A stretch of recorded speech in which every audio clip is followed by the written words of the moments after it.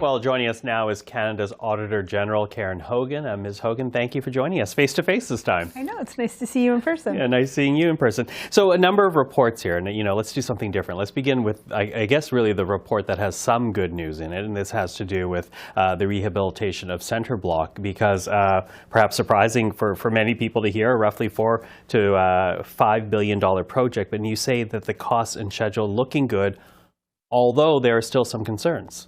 Mm-hmm. So it's really early on in the project phase, and we looked at Public Service and Procurement Canada and how they were managing the project so far. So right now it's been about design, finding out user needs, and site preparation. So through that process, they've been able to really use flexible approaches to deal with what I would say is a persistent issue with timely decision making. We actually saw some decisions, example for the East Courtyard, that took almost 2 years to be taken. And so we recommended that they need to have a streamlined decision-making process in order to keep things on track now that they're going into the heavy lifting construction phase of things. Okay, good news so far, looking towards the future, I guess, best way to put that. Let's move on now too, because when we talk about concern, there is concern regarding both VIA and CATSA, which is of course the Border Security Agency, in that they have tried to address accessibility issues, or rather accessibility issues, with their respective workplaces. But you say, despite those efforts, they're still falling short. So we looked at Via Rail and the federal organization that does security clearance in the airports. Mm-hmm. And they have made some progress towards meeting the accessibility requirements of Canada's Accessibility Act, but much remains to be done, and I would put it into 3 buckets. The first being websites, accessibility of websites. Most people traveling start their journey there, and we saw some issues with websites. The second would be about certain levels of staff not taking the mandatory required training on accessibility. And then finally, the last would be better use of complaint data to really just sort of sit back and look at some of the systemic issues to try and identify more barriers to make transportation more accessible. Now, the complaint data, is that incomplete, or are they classifying things differently that's hard to actually measure the progress they may or may not be making? Well, I would highlight 2 issues with the complaint data. The first, when you look at VIA and CATSA, I would say that they're really just trying to deal with someone's complaint instead of sitting back and analyzing the data and finding out if there's some systemic continuous problems that are happening. But when it comes to the Canadian Transportation Authority, which is the federal organization that oversees and enforces the regulations, they don't have access to a lot of the complaint data because it's maintained by, for example, airlines. So they need to have better access to that so that they can actually deal with issues. And we saw some differences there between Canada and the United States, where better monitoring and enforcement could be seen here in Canada. And I think what was troubling, and in your report, it actually cites a StatsCan study that says the majority of people with disabilities still experience barriers when they try to travel. Absolutely. We cite a lot of statistics from Statistics Canada in this report, and one of the most common issues that individuals with disabilities complain about is the website.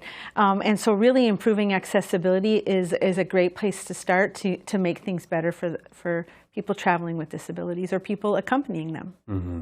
Now, another report, it actually deals with global affairs. $3.5 billion invested by global affairs to low and middle income countries to try to improve the outcome for women and girls. And you say, despite all that money, there's really no telling how much progress has been made as a result of those dollars. How is that possible?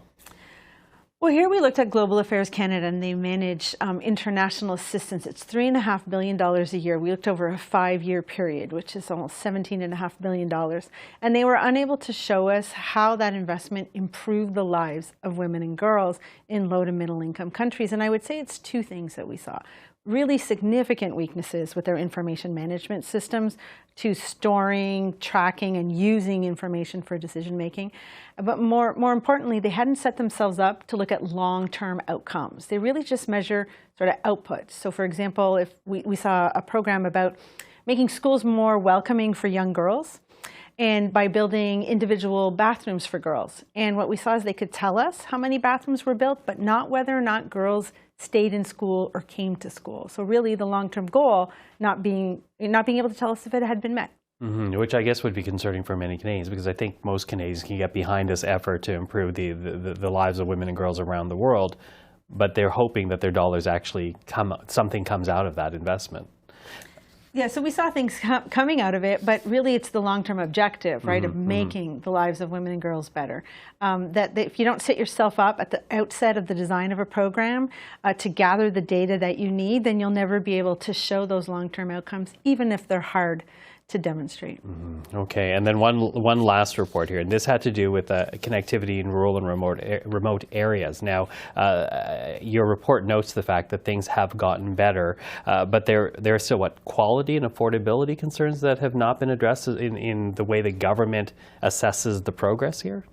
Yeah, so this is the second time we looked at connectivity in rural and remote regions, and we saw progress from 2018 across the country. But we concluded that the digital divide persists. What we found was actually 4 out of 10 households in rural and remote areas don't have access to high-speed internet. And that grows to 6 out of 10 households on First Nations reserves. I would highlight when you talk about affordability and quality, we saw that the government tracks some aspects of it, but not all aspects. So when it comes to affordability, they look at the price of services and do a comparison, but they don't look at the link to household income. And in my mind, that's missing half the story. If you can get internet to rural and remote communities, but if it's unaffordable for households, then they're not going to pick it up, and they won't be any more connected than they are today. And the major concern here is the very fact that you say it in your report, this is now a basic, or rather an essential service for Canadians. I think it's really fundamental, and it was accelerated over the pandemic.